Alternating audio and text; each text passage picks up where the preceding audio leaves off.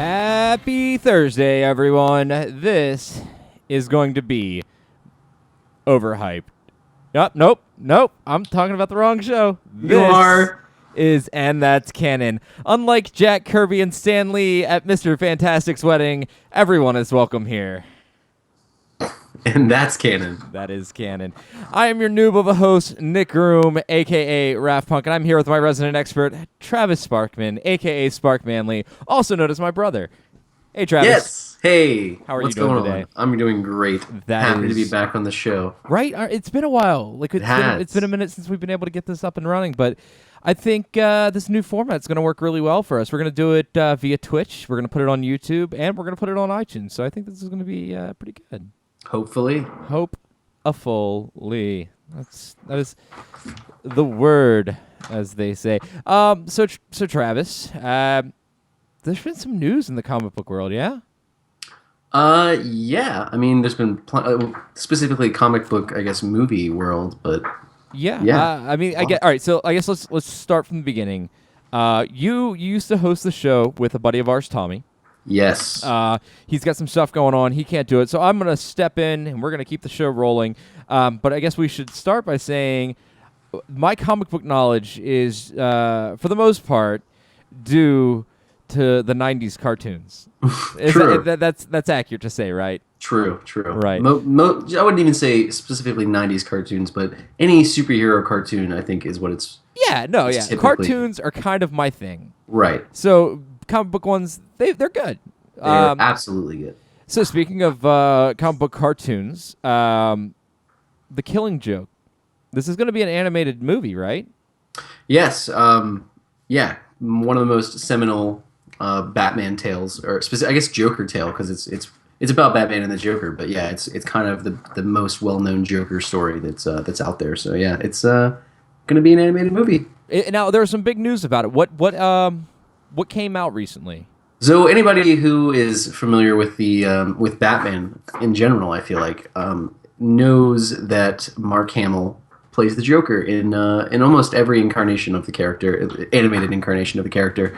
He's kind of the most iconic. Him along with Kevin Conroy, who voiced Batman in the Batman animated series. They're both coming back to play these characters again, and to have them back in these roles for this particular story. Like I said, it's a super seminal, story for Batman and the Joker, and it couldn't really be done without them, at least in my opinion. So I'm glad to have them back. Now, the Killing Joke is one of the more iconic Batman stories. It's drawn a lot of fire for some of the stuff that goes on in it. But like you were saying, being such a big part of Batman's history, you really couldn't do it without these two voice actors who pretty much defined the voice of the character back in my era, the 90s, when I watched the cartoons. Is that right? Right, absolutely. And like for me, I don't know, I'm sure for others too, whenever I read a Batman comic or a Joker comic, with Joker that's in it, I hear those voices. I hear Mark Hamill and Kevin Conroy. Those are just the ones that resonate with me the most.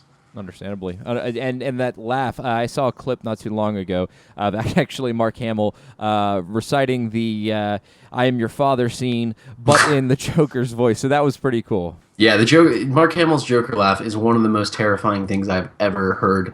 And he actually favorited a tweet where I said that, Mark Hamill. So there you go. Yeah. That's your claim to fame. Exactly. On your headstone, it'll say Travis Sparkman. Tweet was favorited by Mark Hamill. Is that how it's going to go? That, and they'll also add one of the cast members of Fuller House, because that also happens. Oh, if only, right? I mean, we were the Fuller. Little known fact: Full House was based on our household. It's true. Yeah, we were always hugging. That's us. Oh man. Yep. Anyway, moving on. Some other big news, right? Movie news. A trailer broke, and we're gonna start this by saying that the next few episodes of this show, 6 to be precise, are going to be called The Road to Civil War. There's a big movie coming out. Don't know if you heard about it. It's called Civil War, right? Yes. Yeah. So we're gonna go over each book individually until we get to Civil War, and then we'll reconvene after, and we'll have like a spoiler cast where we talk about it. That'll be great, grand, awesome, cool. Anyway, a trailer came out, and there's a pretty popular guy in it, right? Yeah, first appearance of our new Marvel Cinematic Universe Spider-Man, and I don't know about anybody else, but I already love him. He looks fantastic. So go over some of the details with us. Talk about how he looks. Let us know what your thoughts are, because there's been some criticism of it, but also some criticism of his voice. But so I just want to hear your take on it, what you're thinking, and why you think they went the direction they did. Well, I was not familiar with the criticism of his voice. That seems like a weird criticism, seeing as I only said two words. But I think that was perfect. I mean, he had a younger sounding voice, which they're clearly going for a Steve Ditko, John Romita, Spider-Man who is in high school, and the look of him, the eyes, perfect. I mean, literally every day I talk to somebody about Spider-Man's new eyes since I saw this trailer because I cannot get over it. Right, and the eyes are what you're saying. Like they're the controversial point, right? They're expressive.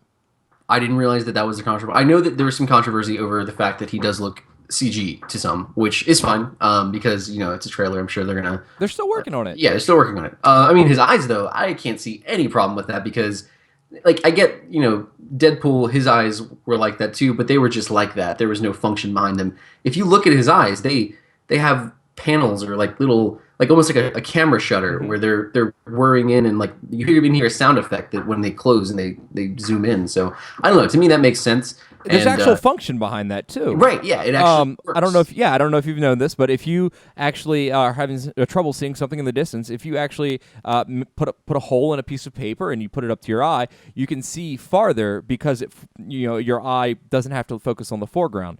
It's an actual function to it, so he'll be able to have greater distance in vision using that. So I think that's pretty cool. Yeah, absolutely. And here's the thing: me being who I am, a huge comic nerd, I would have accepted his eyes even if they just moved like Deadpool's. But I mean, I'm glad they have a function. Take that. Yeah. Yeah, all you people out there. Now, there was no webbing under the arms. Personally, I would love to see that. Yeah, I mean, it's definitely different, and they could still do something like that. We haven't really seen him seen too much of the costume. It could be like a glider feature, right? Absolutely. I mean, like the current costume he's wearing in the comics now, he's kind of more high tech, kind of a Tony Stark type, and he has the little things under his arms that help him glide. So it's pretty cool. They also glow. They do, and quite a bit of his costume glows, which that's pretty rad. It's cool. Yeah, it's like Avatar, the last Spider-Man. We just made so many people angry with that one statement. Okay, but now let's move on a little bit. A couple other things that I saw in the trailer I want to kind of go over with you. We talked about it off of camera, and we're going to talk about it on camera. One of them being the guy in the tube, right? So we see Bucky revealed in the trailer, and he is in this tube of sorts, sitting in a chair, and it kind of opens up over him. Later in this same trailer, we see Steve Rogers, Bucky, fighting Tony Stark, right? And if you look to the right, there's another one of those tubes, which it clearly looks like, my theory, completely out of left field. It may be a clone. Maybe not. Probably not. Just an idea. But we see it. There's definitely someone there, right? For sure. Yeah. And I mean, your theory being a clone of Bucky makes more sense to me than a theory I've read recently, which would be Quicksilver being in the tube. It could be a clone of him, right? I just don't. He needs to say that. I agree. I mean, I don't spoiler. know. Oh yeah, spoilers for Age of Ultron, guys. But to be fair, it did come out a while ago. Yeah. I read another theory. Do you want to hear that one? Go for it. Red Skull. That's possible. Like a reincarnation of Red Skull. Yeah, I mean, we definitely haven't seen him since he gets sucked up into space in the first Avenger, and I feel like a Captain America movie. Yeah, and they wouldn't kill someone like that just to never use them again. I think it's a weird situation. I think maybe.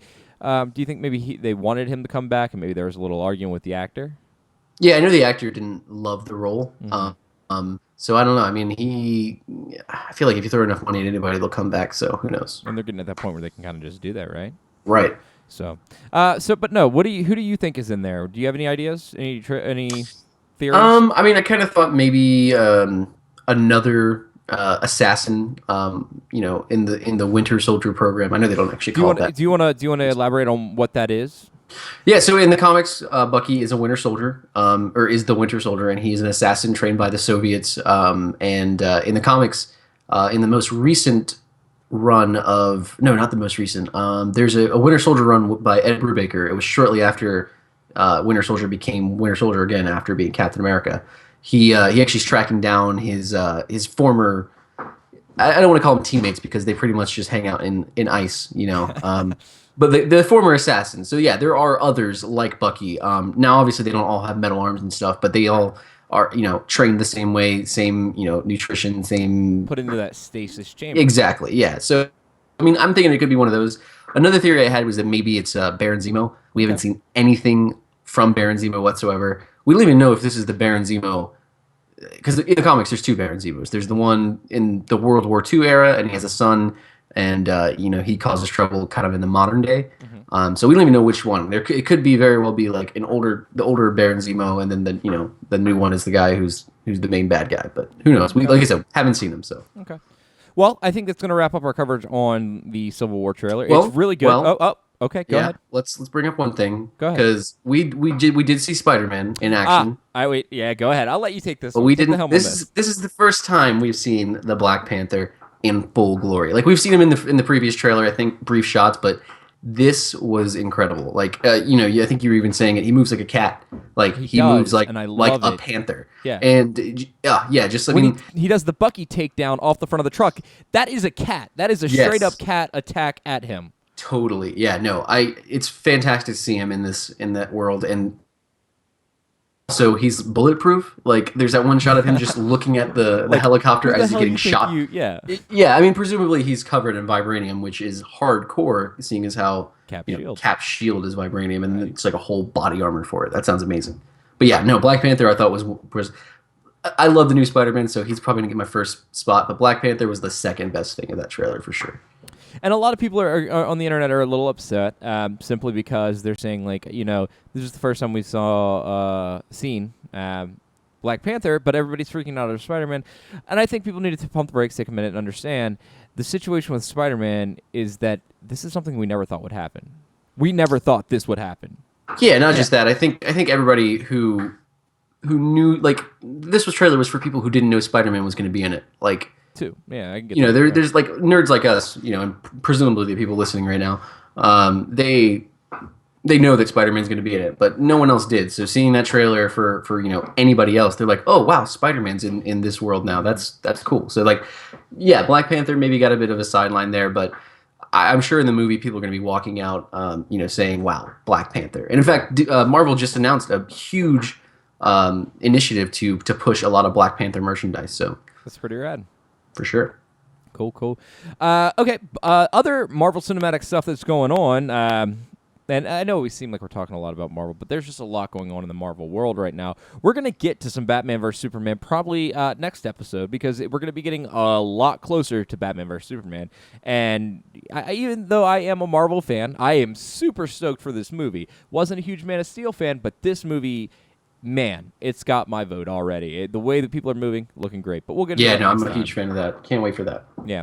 I do want to touch on the Daredevil because that starts tomorrow, right? It does. Right. Tonight at midnight, actually. Well, depending on where you are. 3 a.m. if you're where I'm at. Really? It's 3 a.m. here? Yeah, it's the worst. Where does it start at midnight? In Cala? California. That planet Cala? Yeah, no. It starts over there at midnight, which... I hate it. I guess. Real quick, couple things I want to touch on about it. John Bernthal, right? Epic so far. What I've seen, he looks amazing as the Punisher, and like it kind of just seems like casting, but who cares? I think we were together, and we were actually, and be jealous people, we were in Disney World. We were. Yeah. So, but no, I think when you told us, you were like, hey, John Bernthal is going to be the Punisher. Me and you, like, we didn't see it coming. But as soon as you said it, we were both just like... Yeah, it just makes sense. It makes total sense. Why not? Yeah, I mean, to be fair, this whole time I'm like, God, this guy needs to be the next Wolverine. But then I see him, as the Punisher, and I'm like, oh, okay. I'm pretty sure that Shane was the Punisher. His characters are very similar. Like, I wouldn't say similar, like the exact same. They both will go to the end to make. They'll go to the end to make the point. They'll do what needs to be done. They're willing to do. Yeah, for sure. Cool. Elektra, we saw her, right, and she has a costume. She does, and Elektra, going into the first trailer, I think I was more excited for the Punisher, but now that I've seen that second trailer, Elektra, oh my god, I'm so excited for her. The girl they have playing her is beautiful. First of all, Yes. second of all, she looks like she knows how to fight, which Karate, as some people say. yeah, Elektra, it's Yeah. that's a must. And the last thing I want to touch on before we get into the road to Silver War, the glowing eyes. Yeah, people have kept bringing this up to me. I personally think it's just going to be like an aesthetic choice that's only going to show up, in certain scenes to make it just seem cooler. I don't think there's any I don't think it'll be explained much within the context What of the if show. it's a? My thought was, how they were having the issue with showing what he sees when he's using his ears, when he's hearing to see. That makes Right. sense. What if that's how they're showing it now? They just make his eyes kind of glow, like when it's a real important, pivotal moment. Yeah, that could be cool. I think people will then think though that his eyes are I could see that like there's for some sort of non-comic. technology, I guess, I could in see that. there. But who knows? Like I said, I think it's just going to be a aesthetic choice that they just use. I watched whatever the they trailer need again. to. It kind of looked like maybe the moon was catching it. I don't know. Yeah, it could be something like that. Obviously, like I'm sure those lenses are just clear red lenses that are going to reflect light. However, Yeah, but no. Bottom line, it's going to be great, right? absolutely, I Yeah. cannot be more excited for it. That's my whole weekend. Daredevil season 2. And Spider-Man, hopefully one day, Yeah, right? I hope so. All right. So we're gonna move into our next segment. Civil War. It's coming out a couple of weeks. Couple of couples. Yeah, Couple of couples. less than a month, isn't it? No, it's Yeah. in May. It's in Yeah. May. Yeah. Well, I'll be in Disney World, so I'll be Little seeing over a it. month. I'll be seeing it down there, at one of the nice eatery slash theater things. It's awesome. But no. So what we decided, you and I, we're gonna read Civil War each week. We're gonna read a book and we're gonna go over it so that maybe we'll be like we'll pick out little things, maybe little Easter eggs or direct correlations in the movie, right? Yeah, absolutely. I mean, the Civil War comic is definitely going to be a lot different than the movie, but I think the general themes are going to be there, and like you said, even maybe key moments that'll show up. So, all right, let's start. I guess at the very beginning, right? There's the event. Do you want to go over the event? What it is? Yeah. Okay. Well, first, I'm just going to say quickly that Civil War is probably the most important event in recent Marvel Comics history. It changed literally everything from that point, and it kind of created the Marvel universe that we know today in the comics. So it's a hugely important event. But basically, the first issue starts off with a team called the New Warriors. They're a well-known superhero team in the comics, but in this kind of incarnation, they're written a little bit more less experienced, I guess. They're pretty foolhardy, and they have a reality TV show where they pretty much go fight bad guys. In this case, though, they come across like a group of 4 villains, and they even mention that they're out of their league. These villains are too hardcore.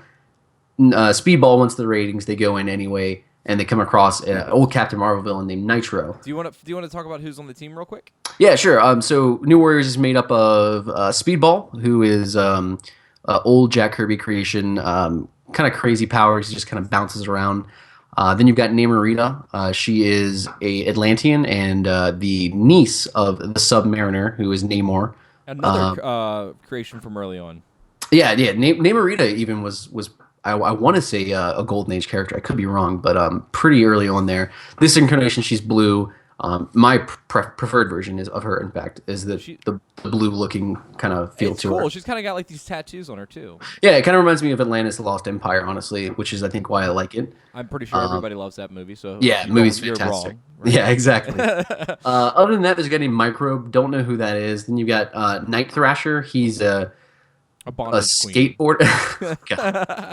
Right? He is called that, yes, but he's like a skater. He's got a bunch of weapons and stuff. And then there's also, who did I miss? Microbe, Night Thrasher.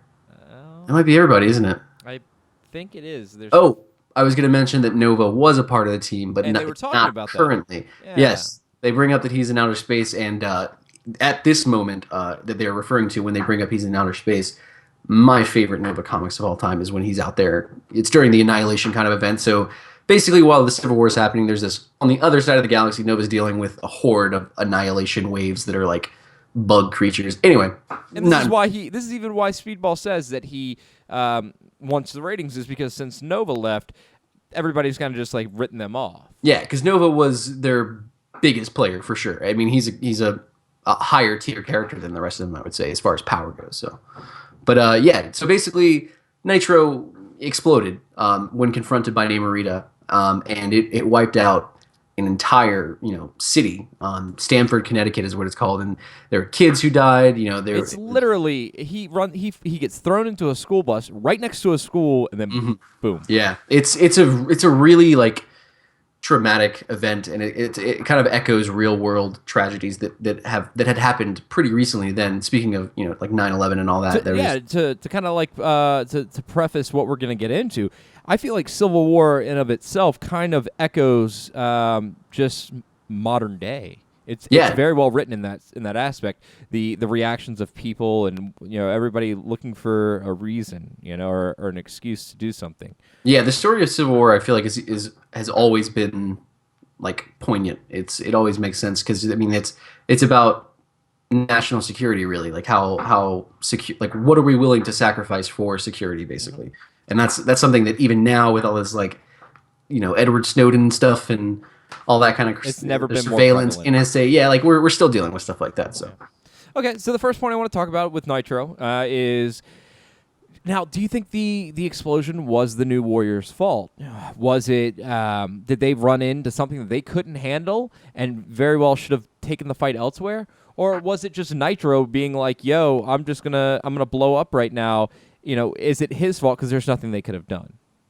Now, so obviously Nitro caused the explosion. That's clear. Now, if it's hard for me to say that it's not the New Warriors' fault because they definitely wanted ratings. Speedball was going in, not really thinking. There was warnings from I want to say Namorita. She warned him saying, don't go. Let's not do this. They're out of our league or whatever.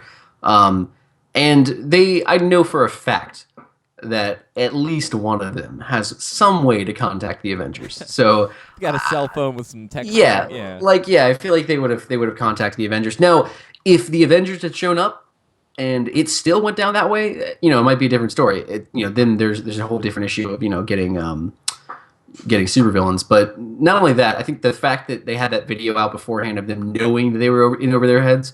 If they had no idea, if they really legitimately thought they could handle these guys, I think it might have been a little different, but the fact that they were just going in for ratings, they didn't care what happened really. I think it does make it their fault. Yeah, I kind of I agree with you there. In video games that I play, I play a couple of MOBAs. We always talk about when we're about to go into a fight, how are we going to engage them? Where are we going to engage them so that we come out on top?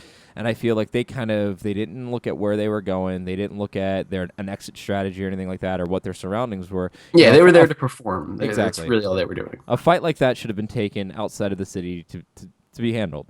Lure them out or whatever. Yeah. But yeah, I completely agree with you on that one. So that was Nitro's fault. Now, relating this to what might or might not be in the movie, we're going to say that the Nitro event has been pulled apart and put into three separate things. We've got the first event in New York, and this kind of gets told in the trailer. The first event in New York, the second event in Age of Ultron, and the third event with Age of Ultron as well, wasn't it? Or no, I'm missing one. No, you got them all. It was New York, Washington, and then Sokovia. Yes. I'm sorry, Washington. I remissed. I said Ultron twice.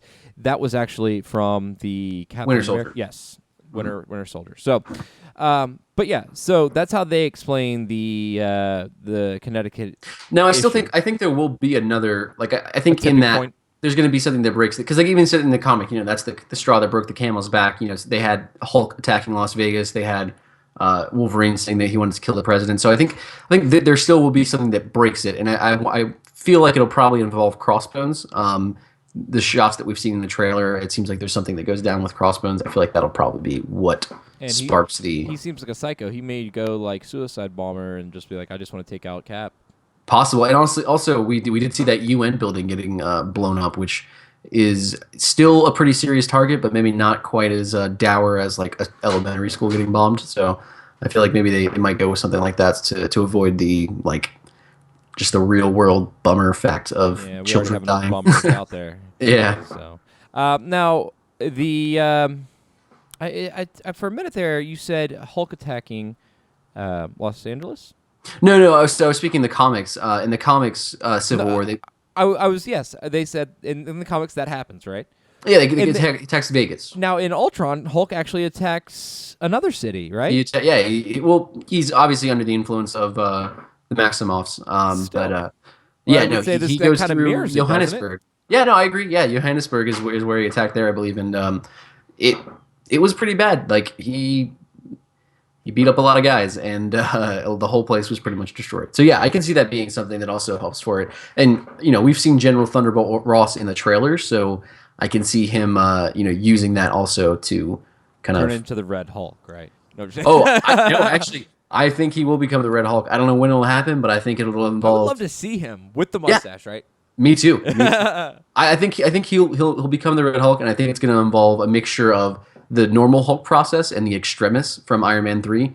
Just because the Red Hulk, his powers they're heat based. Not only being a Hulk, he's got heat based powers, which would fit into the Extremis. That's a whole other thing that I was kind of a theory I threw You out know there. what? We'll dive into that maybe a little bit next week.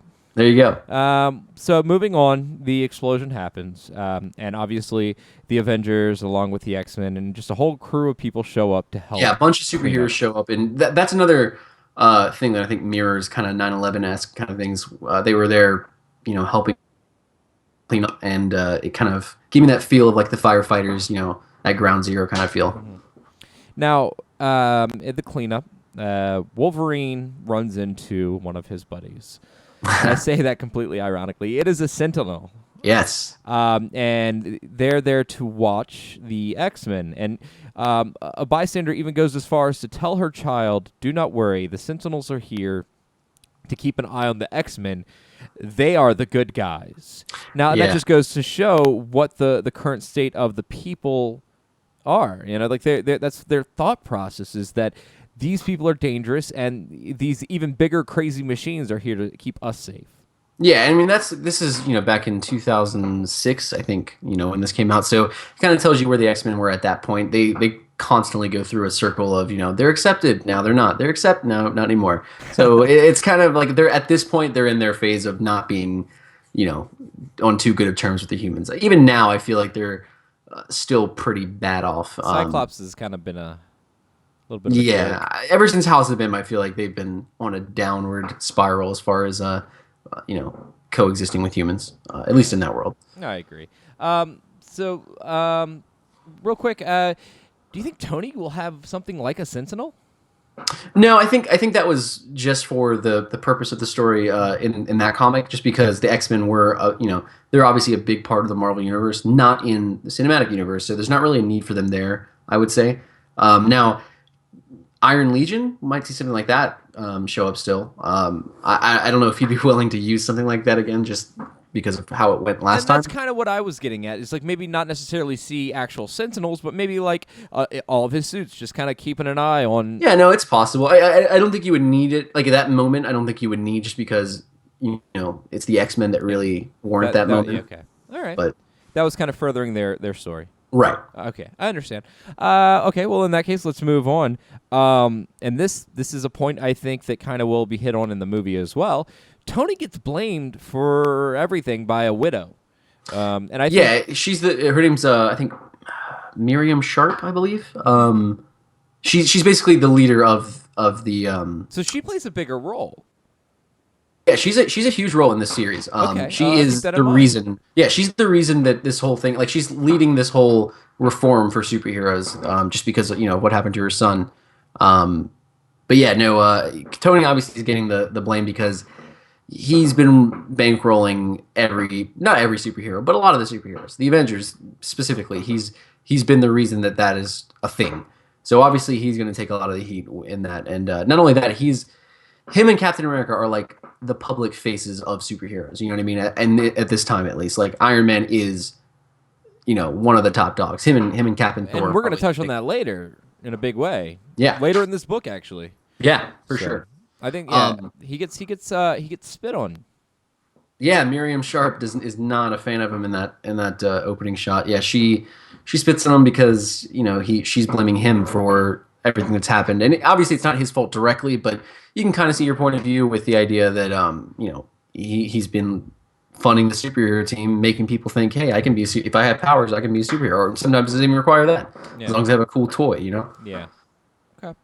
Now, in the comics, we get a moment with Peter Parker and J. Jonah Jameson, right? Yeah, a very brief moment, but yeah, it's definitely there. Now, do you think we could see something like that in the movie? Do you think that they could have kept J. Jonah Jameson's casting so quiet that we may get something like that? Because imagine that it would almost be a Stan Lee cameo. To be fair, they did cast what's his name as Gordon, and we didn't know about that until like it happened. Right. J.K. Simmons as James Gordon, so they could have already done something like that. Now, if they did, I would hope it's either Nick Offerman or Ice Cube, because both of those guys I feel like would be great as J. Jonah Jameson. I also have a third one, but I don't know his name, so I won't bring it up. Well, come on, you can't do that. Okay, fair enough. The guy who he's in Jurassic World, he has little dinosaurs on his desk. Nick. Yeah, Nick from New Girl. Yeah, we're just gonna name roles these people have been in, so go find them. And for him, I would just play him as a super hipster, like J. Jonah Jameson. Just completely annoyed, like, I can't even kind of guy. Oh, yeah. And I would want the suspenders. Like, he would dress like J. Jonah Jameson, but, like, ironically. I feel like he would point it out, too, like, you're wearing suspenders? Yeah, it's like ironic or something. Yeah. I can see that, too. Now, I feel like if we don't get a JJ moment like that, I feel like we could get a cool Stan Lee cameo like that. It would be Stan Lee being like, hey, did you get this? Like, kind of thing. No, I mean, Stan Lee cameo is for sure going to happen, obviously. Now, I love when they get more creative with his cameos, like using him as Hugh Hefner or using him as, like, Larry King or whoever. I like the drunk war vet, though, too. That was pretty good. That one's great, too. I mean, the most recent one, Deadpool, I thought was really good as well. But, yes. We're not gonna talk about that, we won't. But yeah, we'll. I hope they use his cameos even in ways that help the story. Like you're kind of saying right there, it'd be like a story moment. I'd be fine with that. Like it's always cool to see him, and it's even funner when it means something to the movie. 100%. So moving on, I got a note real quick. And it kind of leans back to that Quicksilver moment. A person who is thought to be dead is not dead. And I know this just from kind of, I know the future a little bit. I'm a mind reader or something. Yes. Speedball is not dead, right? No, he's not dead. If I remember correctly, and it's been years, I read this first when it came out, and I think I was like 10 years younger than I am now. But yeah, no. You're 50 now, and you're 40 then. Exactly. Speedball, he's not doing well, if I remember correctly. Like he is beat up. But yeah, he does come back later as another character who I'm not sure if we actually see him in the initial Civil War series. I want to say he springs out into the Initiative, but his name's Penance. It's Speedball. It becomes this guy named Penance, and he's just like, hey, I can bounce around. What if I covered my suit with spikes? Yeah, and that's what happens. So, do you think that could happen in the movie? We get a little bit of foreshadowing of a speedster coming back. I mean, I don't know if Quicksilver will come back. I kind of am leaning towards no, just because I feel like his death needed to mean something. It's one of the few that has stuck so far. So I don't know if we want to keep kind of pulling at that thread of is death real in the Marvel universe. But I mean, I would love Speedball to show up in that movie. I don't think he will, but I mean, that is a character I think they could because I mean he's kind of a speedster, so I think it'd be cool to bring him back in some way. Okay. Okay. Well, let's move on. Then after we get past that J. Jonah Jameson scene, we run into a scene with Johnny Storm, and he's hanging out with his girlfriend, and they're going to go to a club. No big deal, except the perception has changed. And again, mirroring current state of affairs in the U.S., he's being blamed. Did he have anything to do with it? No. But he's being blamed. And he's attacked. He's assaulted. Yeah, he's beaten pretty mercilessly. That's a hard word to say, guys. Yeah. Mercilessly. You know what I mean? Oh, God. But yeah, no. Reading that back when I was in whatever grade, middle school, I guess. That was heartbreaking to read then, and it still sucks now. Like, I mean, it was hard for me. I was like, that, Yeah. like I said, it reminded me of seeing some of the stuff we're seeing out on the news right now, and it kind of hurt my heart. Yeah, definitely. And I think it was also an important moment because it like it shows it shows the consequences on the other like Tony he sees the consequences as like stuff like Stanford, but on this side we see like if they do reveal their identities, if they are public faces like that, stuff like that can happen. Yeah. So it shows both sides of the argument. Yeah, you can easily throw blame around even if you're not involved in something. Me personally, when I saw this, I was, again, the movie coming up, I was thinking, how could this be portrayed in the movie? And I think maybe Sam Wilson or Hawkeye, which are both on Cap's team, I think that it could happen to one of them. Yeah, absolutely. And both of their identities are, well, Hawkeye not so much, but Sam Wilson, yes. I mean, I'm not sure if either of them are actually known because, like, they're two dudes from, wherever they're from. Like, people see them and like I'm not sure even if somebody was like, "Hey, that's Sam Wilson." I'm not sure if anybody would see him on the street and be like, "Hey, that's Sam Wilson." Yeah, I don't know. Like, I feel like he's probably a known person, but if you see him on the street, maybe you wouldn't recognize him. So he's not a Tony Stark or Cap. No, and I think in Johnny Storm, he's a special case in that comic because Fantastic Four do not have secret identities, right? Which for the most part of the Marvel Cinematic Universe, there are also no secret identities. The few exceptions I think are really just the street level ones. Daredevil, he might be the only one honestly right now who has a secret identity. But yeah, I feel like you need somebody who's known, who's really popular. Tony Stark would be the Johnny Storm of this universe if I had to pick one, but obviously I don't think it'll be him because then he would be kind of counterintuitive to his whole point, right? And I mean maybe. I don't even know who else it could go still for happen to Sam or Hawkeye. I mean, it could happen to anybody, honestly. Yeah. And it would still serve the same purpose. I'm not sure if they'll actually do that because, like, I mean, granted, from what I've heard, Civil War the movie is going farther beyond than any other Marvel movie as far as what they'll do and what they'll show. But I have no idea if they'll go that far as an assault. I mean, like I said, for me, I was like, oh man, Johnny Storm, like it. Yeah. It sucked. Yeah. Well, I mean, I guess we'll have to wait and see on that one. But, next thing we got is on my list is Spider-Man. It seems like in the beginning he's opposed to the legislation. He makes a point while talking to, actually, one of the Fantastic Four, that, yeah, it's okay for you because you've been living like that, but the day that I come home and I find my wife impaled on an octopus arm and the woman who raised me begging for her life, it's a different story. Yeah, which is a great line, I think. Yeah, and obviously Spider-Man's going to have a huge problem with that. I can't remember why he changes his mind. I have to reread it again, which we're going to, but I can't remember why he changes his mind on the top of my head. Like I said in the beginning, I was just like, man, how does he end up with Stark? Because I know he does, but yeah. And I mean, I will in say the comics, this. they're kind of just, or not in the comics, in the movie, they're kind of just jumping over that whole point, and they're going straight to Spider-Man being on Tony's side. Yeah, I mean, and he was definitely on Tony's side from the beginning. Like, from what I remember, the only thing that really made him switch sides was the fact that I think Kingpin attacked Aunt May or somebody, and he had to go undercover or had to go check into a hospital under a different name and all this stuff. But I do remember one instance where he went up to Kingpin and was basically like, "If you do this again, I'm gonna like unload my web cartridges into your lungs." And I was just like, "Ah!" What? I need a soundbite. Do that one more time. There it is. Good. I'm just gonna have that like. So I was reading the next panel and. I'm okay. I like it. So I'm interested to see how that all goes down. Cap. The next scene we run into is a scene. It's a showdown, and it's Cap and Maria Hill.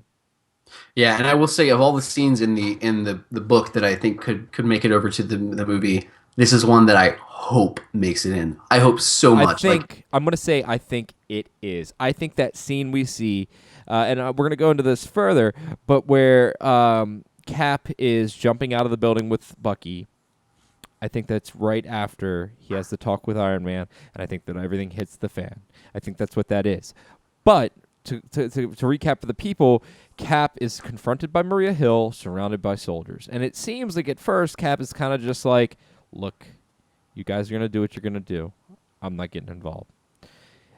And he's fine with that until he is expected to be an enforcer.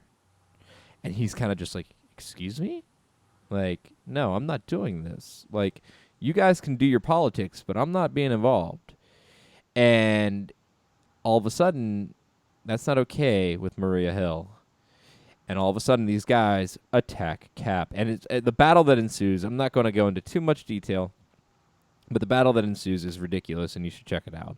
Yeah, that scene. I mean, just speaking of Maria Hill, she to me is like if you took Nick Fury and took away all the trusting and sort of nice parts, like that's what Maria Hill is. Like she doesn't even have the good aspects of Nick Fury. She's just all like spy business. Like she's kind of funny, like sassy, but yeah, she's not a warm person at all. So whenever she's up to something, you know it's something that's like She's not the type of person to watch How I Met Your Mother, is what you're saying.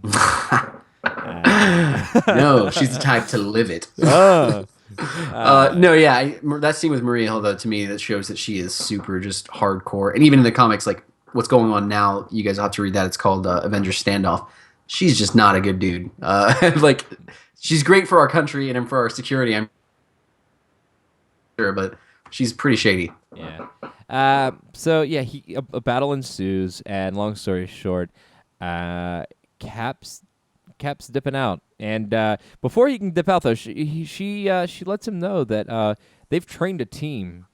They've been ready for this to go out and get these superheroes. Does Shield have that already in the movie? Do they already have a team ready to go get these guys? So I honestly, I think S.H.I.E.L.D. is going to be completely removed from the Civil War story because of where they're at in the Marvel Cinematic Universe. They're in shambles. Rambles and shambles. Yeah. I mean, in the most recent episode, I know you're not caught up, but the president recently kind of said, yeah, S.H.I.E.L.D., you do your thing. Like, I like that you're around, but to the public, we're going to just call it the ATCU, and we're going to pretend that you don't exist still, basically. Okay. So they're kind of in the shadows. Now, there is a government presence in this world, obviously, with General Ross. From what I understand, he's the Secretary of Defense now in that world.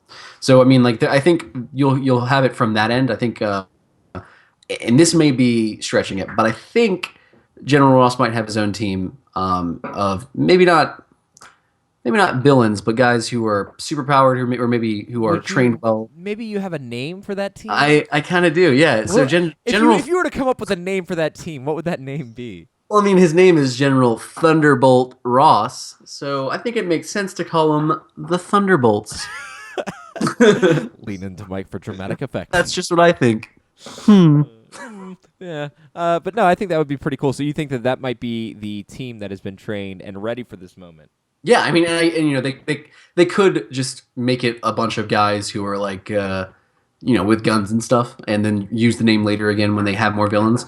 But I mean, if they crack out a team with like Abomination, Crossbones, like what if Crossbones, Absorbing Man? What if that's been like hidden the whole time, and that fight that you're seeing is Crossbones under the direction of General Ross?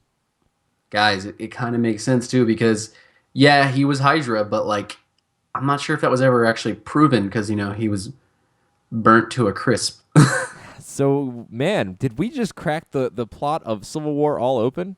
If we did, this podcast will be here as proof. Yeah, right here. But yeah, no, I think it's really possible. Honestly, I do think Crossbones has been part of the Thunderbolts before, so there is precedent.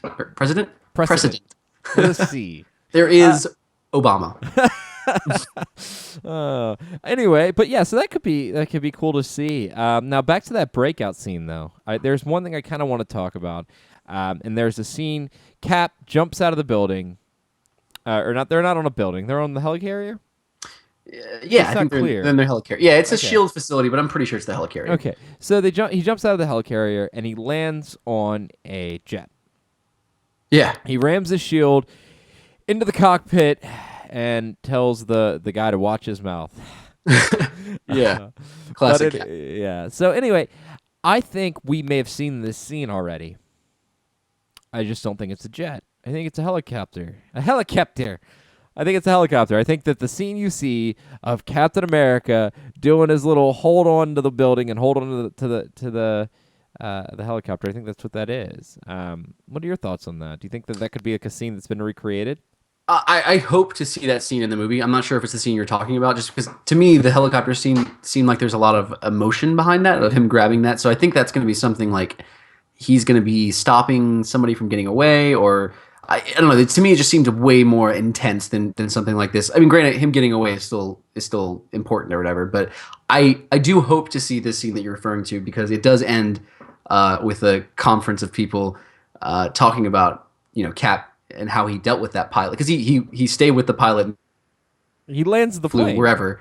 Yeah, he lands the plane with the pilot, and then like takes the pilot out for burgers and fries. And I like, want a that's the most- shawarma scene though. I want them to recreate the shawarma scene with Oh him. no, it's Captain America. It has to be burgers and fries. It Well, has to be. that's what I mean though. I'm just saying like I want him to be sitting down at Yeah. like a burger restaurant just eating with the guy and just being like, And it can't be like how's your Burger shake? King or anything like that. It's No- gotta be no like product it's gotta be placement. a classic diner, Yeah. like 50s Cap kind of feel. Like no, I'd be so happy with that because it just shows what a good dude Cap is, even when you're on different sides of the agreement. Like he's still making sure you're gonna be okay. So I think you got that's. enough fries? Do you want some more ketchup? I hope so. Oh god, that could be great. Now, also, there's one more thing I forgot to touch on. Could we see any of the agents of Shield? I don't. I think it's more likely that we'll see effects of Civil War in Agents of Shield than we will see Agents of Shield in Civil War. Understandable. Just because now, oh my God, in my dreams I see Daisy Johnson in the Civil War movie because that would be amazing. But Yeah. I just don't. I think there's so many characters. If they ever show up in the movies, I don't think it'll be till like Infinity War. I where guess what I'm getting at is like all the characters. couldn't they totally have done like a cameo though? Like not necessarily like, but just have them fighting in the background or something. I mean, yeah, no, I would have loved it if like I don't know, somewhere in the Shield or in the Accords or something, there's something about Shield or like there's like a Shield presence in the, I don't know, something like even if they just send out like what's his name, Hunter, to just be the supervisor of the, I don't know, I don't care, just I would love to see some of those characters in the Just movies. because in the beginning we had Coulson in the movies, and then like it feels like it's been a one-way street. You go from the movies to the show, not the other way around. Right. And I mean, to be fair though, like it does feel like that Shield is getting towards a Civil War. Ever since the show first started, we kind of have been hearing things where we're like, oh, Civil War, or maybe, like might be leading into that. So I think there'll be a connection there. But no, I don't really expect to see any of the cast members show up in the movie, which again, I would not be opposed to because I need to see freaking Daisy Johnson with a movie budget. And I need to see Deathlock with a movie budget. Now, Anita or you need to see? I need to see. She is a photographer. I don't know. We're done with that joke. So let's talk about the end. All right, the end of this book is a big panel, and it's a meeting. Well, we're in the meeting in the White House, and it's amongst many politicians is good old George W. Bush. I can't tell if that was your what's the guy, Ernest, or if that was George Bush. So, Ernest? Did it sound like Ernest? a little bit. I'll have to work on that. There you go. The person sounded like you're trying to save Christmas or something. Oh man. But no. So yeah, in that scene though, there's it's Iron Man, and they're like, you know what?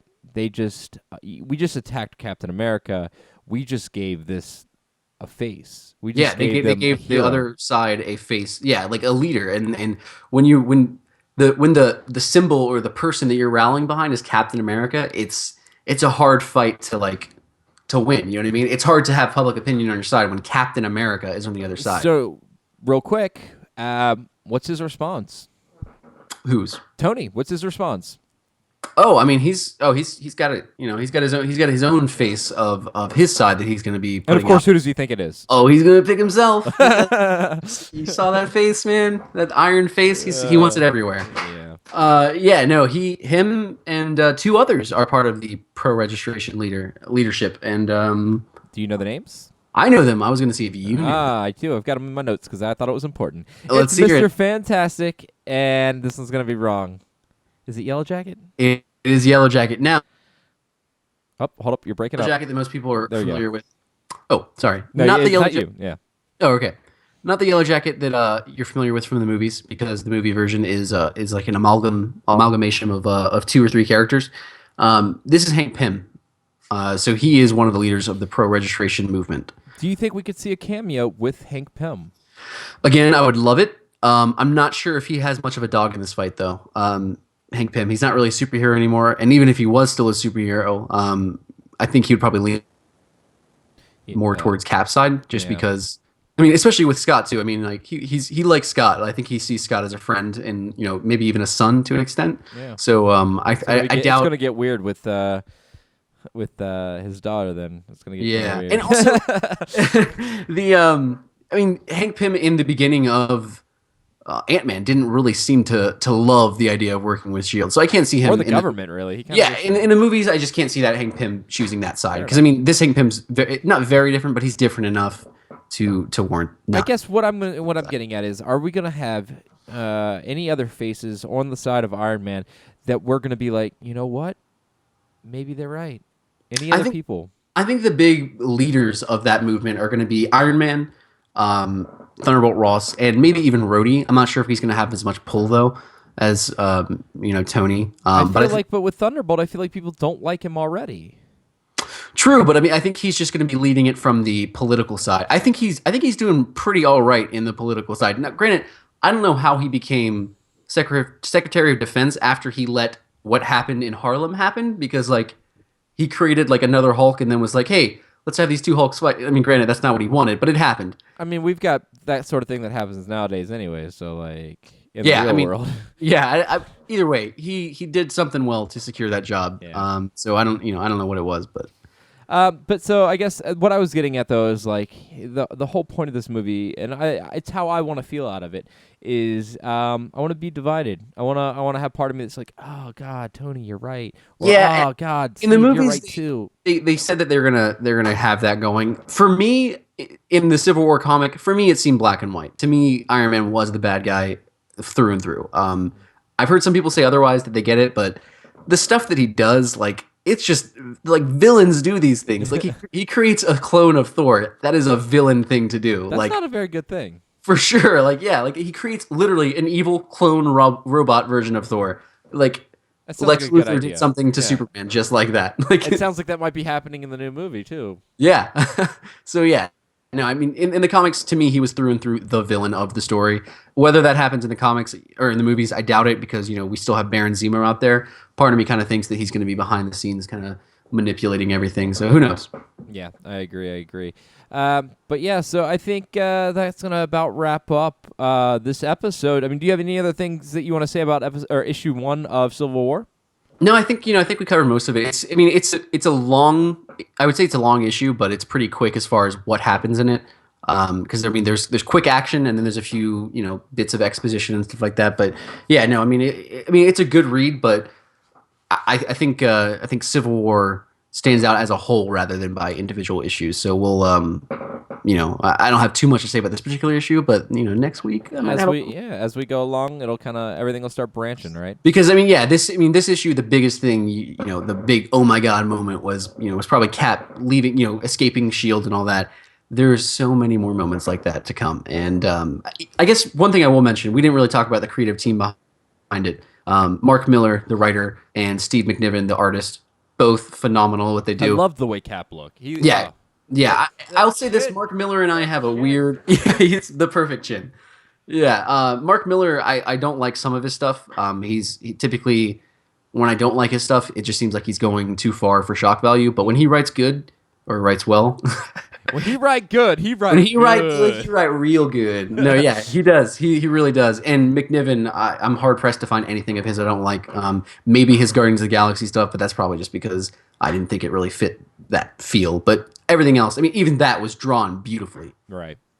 Cool. Yeah. So I mean, I guess I'm looking forward to next week, getting that next book going, man. And I just want to throw a quick plug out. We're reading it all on the Marvel Unlimited app. So if you haven't, man, pick up that's a gem. Yeah, I mean, you can get it for I think like $60 a year, and it's free unlimited, or you can pay $10 a month, and it's like over 1,700 Marvel comics, and they just added Star Wars comics, and if you're anything like me, that'll appeal to you. So Yeah, because as your bio says, you are in fact one of the greatest pilots, right? yes, yeah, people consistently confuse me with Han Solo, but yeah. You know, No what are you gonna big do? deal. I just No stopped big deal. correcting it. It's too much trouble. Yeah. Anyway, it's been a great show. I can't wait till next week when we get to read again and do a little bit more of predicting, see what's going on, and then the end when we get to kind of like get it all after the Yeah, fact. we It's gonna should, be maybe we'll bring in some other guys or something. do like a live show or something. Yeah, like a right. well, other than how we're doing it now, but like Yeah, a we're bigger live. live show, a liverer show. Yeah, with like people clapping in the background. Yeah, like I'll hire a guy. Yeah, just Just two or three guys. Yeah. Yeah. We'll use that effect where we multiply the claps. Yeah. Anyway, but no, thanks everybody for joining us. It's been a great show. You can follow me on the Twitters if you want. I am at Raph_Punk. I post pictures of food and I talk about geeky things. Mr. Spark Manley, Travis Sparkman, my brother. Where can they follow you, man? You can find me on Twitter at spark-man. Hyphen is spelled out. It's not an hyphen. In hyphen. Anyway. I pretty much just tweet about nerdy comic book stuff, Star Wars stuff, complain a lot, and a bunch of Flaming Lips lyrics and other stuff like that. So, yeah. Yeah. Everyone down. Well, all right, guys. I hope you enjoyed this show. This is just one of the shows we have over here at Checkpoint Ahead. We've got a lot of shows. They cover gaming. They cover movies. They cover, as you can see, comics, and a whole bunch of other things. So if you like what you hear, it's checkpointahead.com. Thank you for joining us tonight, and we will see you next week. Bye.